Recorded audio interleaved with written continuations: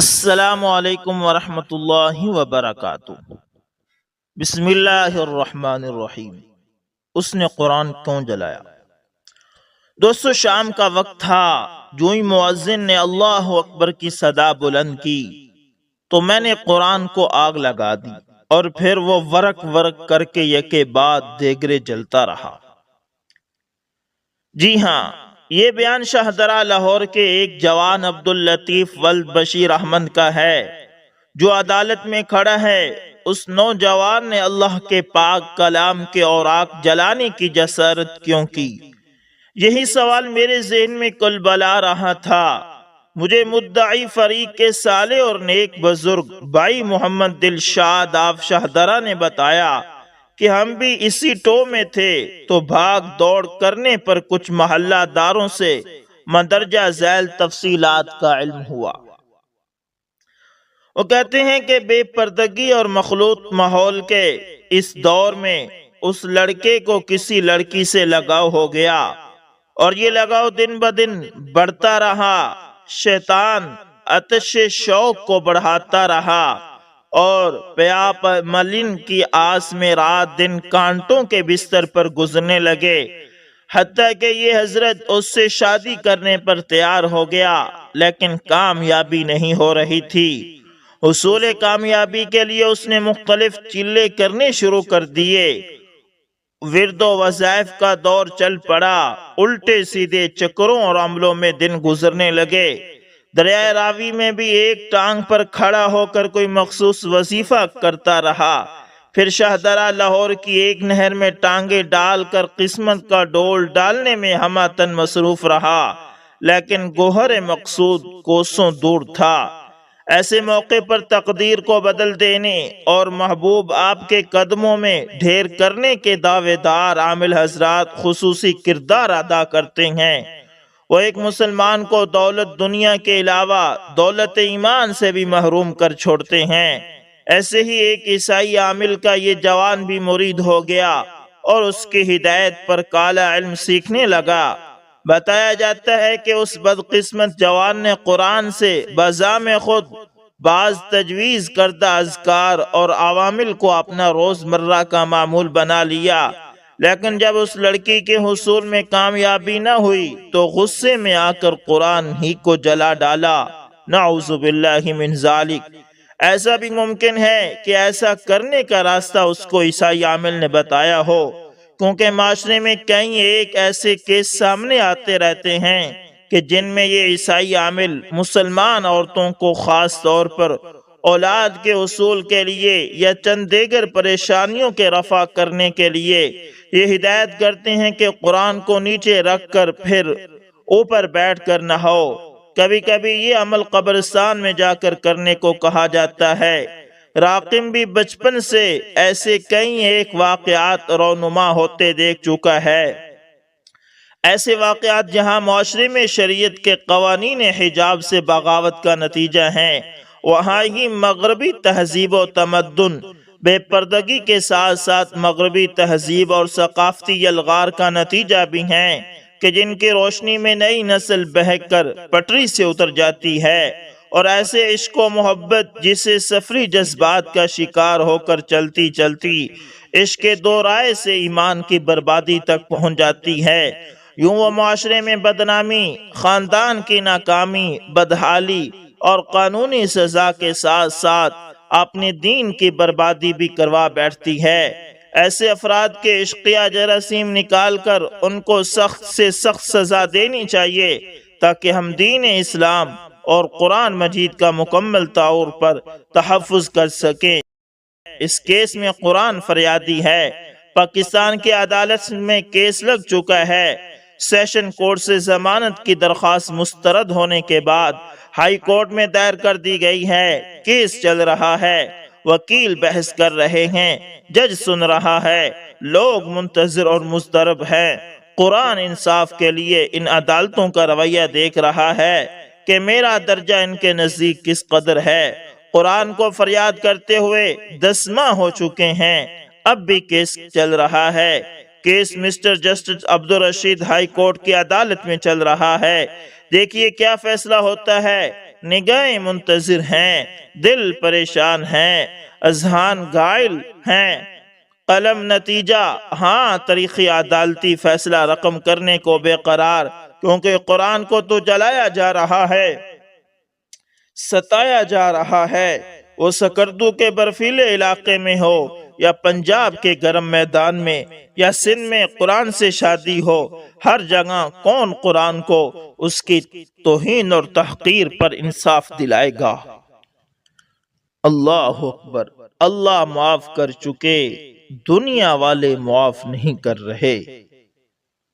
آنسوؤں کے دوران لکھی گئی ایک دکھی داستان۔ دوستو 17 اپریل دن 10 بجے غزوہ غیر ارادی طور پر میرے ہاتھوں میں آیا۔ گھر میں غزوہ آتا ضرور تھا، ابو جان اور دادا جان پڑھتے تھے، لیکن میری توجہ سے محروم تھا۔ خیر 13 اپریل کو غزوہ دیکھتے ہوئے میری نگاہیں اس موضوع پر پڑیں: بن تیرے صنم، عشقیہ تحریریں، پاؤں کی زنجیریں، تعاقب از محمد طاہر نقاش۔ اس تحریر نے میرے دل و دماغ کو نہ صرف تڑپایا بلکہ ہلا کر رکھ دیا، بلکہ میری روح تک کو لرزا دیا، چونکہ میں اس خالق کے کائنات کی ایک گنہگار بندی ہوں۔ کچھ غلطیاں مجھ سے بھی ہوئیں، میں بھی نادانی کے عالم میں کسی کو 1-2 لیٹر لکھ بیٹھی تھی، یہی میری خطا تھی۔ لیکن اللہ گواہ ہے کہ میں بد کردار یا بدکار نہیں ہوں، لیکن خطا کار ضرور ہوں۔ دنیاوی بیک گراؤنڈ رکھتے ہوئے میں خود کو وفا کی پیکر سمجھتی اور کہتی تھی کہ آج تک کوئی ایسا گناہ نہیں کیا جو میرے ضمیر کو داغدار کر سکے، کیونکہ اسی محبت کے نام ہی سے اصل دنیا میں زناکاریاں اور بدکاریاں ہو رہی ہیں۔ لیکن اللہ گواہ ہے کہ میں اس قدر بے غیرت اور ذلیل نہ تھی، البتہ بے پردہ، آزاد خیال اور آزاد ذہن رکھنے والی لڑکی تھی۔ مگر آج اخبار میں کالم کے مطالعے کے بعد، اسلام کی دعوت اور اللہ کے احکام پڑھنے کے بعد مجھے اپنا ضمیر بھی داغدار محسوس ہو رہا ہے، اور سابقہ زندگی کے ہر لمحے پر ملال ہو رہا ہے جو میں نے غفلت میں گزار دی۔ یوں اس جبار اور قہار مولا کریم کا خوف میرے دل پہ بے اختیار چھا گیا، اور میں بے اختیار رونے لگی اور خشوع اور خضوع سے رب العزت کے حضور گڑ گڑانے لگی کہ خدایا، میں صدقے دل سے معافی چاہتی ہوں۔ اللہ تعالی سے دعا ہے کہ وہ مجھے معاف کر دے، آمین۔ اللہ کا لاکھ لاکھ شکر ادا کرتی ہوں کہ اس نے اپنی رحمت سے میرے مردہ ضمیر کو زندہ کیا، میرے سوئے ہوئے ضمیر کو بیدار کیا، میرے دل میں دین اور ایمان کی شمع روشن کی اور مجھے صراط مستقیم پر چلایا۔ اللہ کریم کا شکر ہے کہ اس دن سے میں نے مسنون پردہ شروع کر دیا۔ ویسے میں پہلے بھی ہر حال میں الحمدللہ نماز پنجگانہ پابندی سے ادا کرتی تھی، لیکن دل کو یہ ملال ہوا کہ جب ہماری زندگی احکام الہی، سنت رسول صلی اللہ علیہ وسلم اور اسلام کے اصولوں کے خلاف گزر رہی ہے تو اللہ جانے ہماری نمازیں قبول بھی ہوتی ہیں یا نہیں۔ الحمدللہ کالم کے مطالعے کے بعد اسی روز اپنے رب سے وعدہ کیا کہ آئندہ زندگی انشاءاللہ العزیز قرآن اور سنت رسول صلی اللہ علیہ وسلم کے مطابق بسر کروں گی۔ اللہ نہ صرف مجھے بلکہ ہم سب کو اس کی توفیق بخشے، آمین۔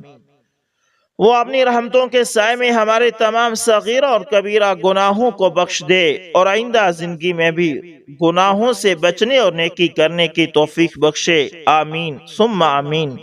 میری بہنوں، اس دنیا میں ہم سب خطا کار ہیں، گنہگار ہیں۔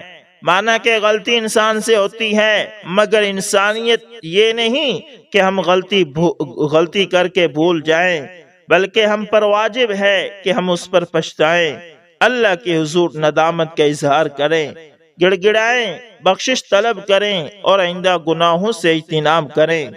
سوچتی تھی کہ لوگ بیٹیوں کو پیدا نہ ہونے یا پیدا ہوتے ہی مر جانے کی دعائیں کیوں کرتے ہیں، حالانکہ بیٹی تو اللہ کی رحمت ہوتی ہے، لیکن شاید یہی وہ حقیقتیں ہیں جو ہمارے والدین کو ایسا کہنے اور سوچنے پر مجبور کرتی ہیں کہ جب ہم جیسی بد نصیب بیٹیاں ان کی غیرت کا جنازہ نکال دیتی ہیں۔ مجاہد بھائی، کس طرح ماؤں اور بہنوں کی عصمت بچانے کے لیے گھر بار، والدین، رشتہ دار، عیش و آرام، انسانی جذبات اور خواہشات کو چھوڑ کر اپنی جانیں قربان کر رہے ہیں۔ اللہ تعالیٰ قبول فرمائے، آمین۔ لیکن اس کے برعکس ہم کیسی بد نصیب بہنیں ہیں کہ اپنے ہی ہاتھوں اپنی عزتوں کو پامال کر رہی ہیں، نیلام کر رہی ہیں۔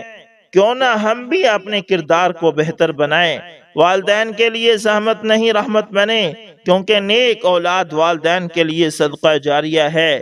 میری دعا ہے میرا پیغام میری ہر بہن تک پہنچے، اور وہ بہنیں جو اب بھی غفلت میں ہیں ان سے التجا ہے کہ آپ بھی میری طرح اپنی زندگی کو بدل دیں۔ اے اہل ایمان، اسلام میں پورے داخل ہو جاؤ۔ اگرچہ فیصلہ کرتے ہو، اس کے برعکس شیطان خبیث تم کو ضرور اکسائے گا، وسوسے پیدا کرے گا کہ بے پردگی کرو، فحاشی چھوڑ کر ذکر و اذکار اور عبادت میں وقت گزارو گی تو لوگ تمہارا مذاق اڑائیں گے، باتیں بنائیں گے کہ سو چوہے کھا کر بلی حج کو چلی گئی۔ کبھی یہ کہ رشتہ دار، کزن، بہنوئی، دیور اور جیٹھ وغیرہ ناراض ہوں گے کہ 4 دن کا بخار ہے، جلدی ہی اتر جائے گا۔ اللہ کی قسم، لعنت ہے جھوٹے پر جس دن سے غزوہ پڑا۔ اپنے گناہوں کی پریشانی اور پشیمانی نے سچ مجھ بخار چڑھا دیا ہے، ابھی تک طبیعت کافی علیل ہے۔ خیر میری بہنوں، ساری دنیا کی ناراضگیوں کو چھوڑ کر اس مالک کی خفگی کی فکر کرو اور اس کے احکامات پر عمل کرو۔ سارے زمانے کی محبتوں کو ٹھکرا کر اس خالق حقیقی کی محبتوں کو اپناؤ، اس کے رحم و کرم کی تمنا اور عذاب کا خوف اپناؤ، اور دنیا کی پرواہ بالکل نہ کرو۔ ہمیں چاہیے کہ ہم والدین کی عزت کا خیال رکھیں۔ اگر ہمارے والدین سے ہماری تربیت میں کوتاہی ہو گئی ہے یا ٹی وی نے ہماری تربیت برباد کر دی ہے تو ہمیں چاہیے کہ ہم توبہ کریں اور اپنے والدین کے لیے بھی دعا کریں۔ ٹی وی کو چھوڑ دیں، بلکہ جو وقت اس فحاشی کو دیکھنے پر برباد کرتے ہیں، قرآن مجید کی تلاوت کریں، اللہ کی یاد میں وقت گزاریں۔ میری بہنوں، میں نے یہ سوچ کر اپنی زندگی کو بدلا ہے کہ مجھ سے آنے والی نسل میری ذات سے وابستہ ہر رشتہ، ہر زندگی نیک، باحیا اور باکردار ہو، اور میری اللہ سے استدعا ہے کہ وہ میری اس درخواست، دعا اور تمنا کو پایہ تکمیل تک پہنچائے اور میری سوچ کے مطابق اس منصوبے کو تشکیل دے۔ آمین ثم آمین۔ میری بہنوں، آپ نے دیکھا اور سنا ہوگا کہ ہر کوئی میری طرح آئی لو یو کا مریض بنا ہوا ہے، بلکہ بعض اوقات غیر متوقع جگہ سے محبت کی آفر سن کر یہی کہا جاتا ہے، نہ کہ بھائی کی طرح سمجھا جاتا ہے، باپ کی طرح کا تھا، شرم نہیں آئی۔ لیکن غالباً اس غیر متوقع حالات و خیالات کی وجہ صرف بے پردگی ہے، کیونکہ اگر ہم عورتیں مصنون پردہ کریں، غیر محرم سے بات نہ کریں، اپنی زیب و زینت کو کسی پر زہر نہ کریں، تو شاید کم ہی ایسے حالات پیدا ہوں اور یہ ٹینشن بھی ختم ہو۔ میری بہنوں، میں بھی اپنی چند غلطیوں کی وجہ سے اپنا مستقبل برباد کر چکی ہوں، اور کچھ سچ بولنے کی سزا مل رہی ہے، کیونکہ جھوٹ بولنا میری فطرت نہیں، ہمیشہ سچ کہتی ہوں اور اپنا ہر جرم تلوار کے سائے تلے بھی تسلیم کرتی ہوں، خواہ کیسا ہی جرم ہو۔ کبھی اپنی ذاتی غرض کے لیے، اپنی زندگی کی خوشیوں کے لیے، اپنے مستقبل کے لیے جھوٹ نہیں بولا، لیکن شاید سچ کی تو اس دنیا میں صرف سزا ہی ملتی ہے۔ اگر انسان سے کوئی غلطی ہو جائے تو اللہ تعالیٰ بھی توبہ کے دروازے کھلے رکھتا ہے اور معافی طلب کرنے پر اپنے بندے کو معاف کر دیتا ہے، لیکن یہ دنیا کبھی کسی کو معاف نہیں کرتی۔ میرا دل کہتا ہے کہ میرے اللہ کریم نے مجھے معاف کر دیا ہے، لیکن بد نصیبی سے اس دنیا والوں نے ابھی تک مجھے معاف نہیں کیا۔ مجھے کسی سے کوئی شکوہ نہیں، کوئی گلہ نہیں، کیونکہ قصور میرا ہے اور سزا میرا مقدر۔ میں خود ہی ذمہ دار ہوں اور مجرم، رب کی مجرم ہوں، اپنے والدین کی، اپنے آپ کی، اپنے مستقبل اور اپنے خاندانی وقار کی۔ میں خود ہی قاتل ہوں اپنی خوشیوں کی، اپنی زندگی کی۔ کاش ہم نے قرآن و سنت کے مطابق زندگی گزاری ہوتی تو یہ ذلتیں ہمارا مقصد اور مقدر نہ ہوتی۔ کاش ہم اسلامی اصول کو توڑ کر دنیا کی فحاشی والی آزادی کو نہ اپناتے تو یوں ذلیل و خوار نہ ہوتے۔ شاید اپنا یہ ذلیل مقدر میں نے خود بنایا، جس پر آج مجھے پچھتاوا ہے، دکھ ہے۔ اللہ کے بعد والدین، ان کے بعد تنہائی اور رسوائی ہے، اور اپنے آپ سے جنگ ہے، اور تنہائی میرا ساتھی ہے۔ انسان متعدد گناہ کر کے بھی اللہ سے معافی کا امیدوار ہوتا ہے کہ اللہ معاف کرے گا، لیکن انسان کو انسان معاف کیوں نہیں کرتا؟ میں تو کہتی ہوں کہ ہر پچھتانے والے انسان کو معاف کر دینا چاہیے، کھلے دل سے، کیونکہ یہی اعلیٰ ظرفی ہے۔ قارئین سے درخواست ہے کہ وہ میرے لیے دعا کریں کہ اللہ میرے سابقہ تمام گناہوں کو بخش دے اور ان آنسوں کی لاج رکھ لے جو اس خط کو لکھتے ہوئے ان گنہگار آنکھوں سے بہ رہے تھے۔ مجھے معاف فرما دے اور رب کریم گنجینہ رحمت سے میرے دل کو تسکین دے۔